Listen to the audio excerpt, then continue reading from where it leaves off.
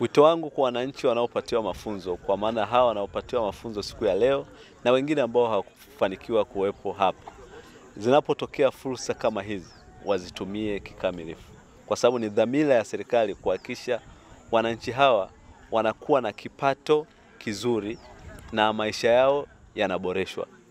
Kama ambavyo nimezungumza, lengo la kuhamisha kaya hizi kutoka Ngorongoro kuja Msomera ilikuwa ni kuboresha maisha yao.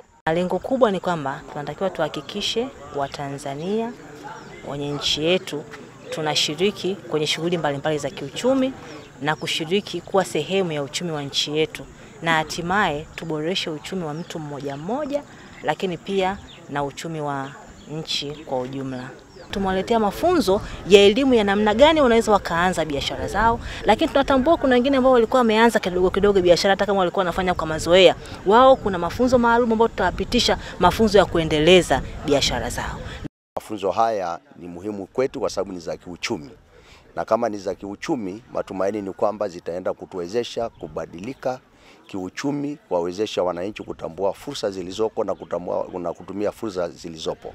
Tunashukuru sana serikali yetu kutuona kwamba sisi ni wa maana, kuweza kutupa pia mafunzo ya kutufundisha ili tuweze kufika hatua nyingine. Maana bila mafunzo huwezi kupata idea ya kitu fulani, lakini baada ya kuelekezwa na kufundishwa unapata idea ya jambo fulani na unaweza kwenda kwenye hatua nyingine. Kutokana na elimu hii tutakayopatia, tutapata mabadiliko makubwa sana ya kiuchumi kwa maisha yetu.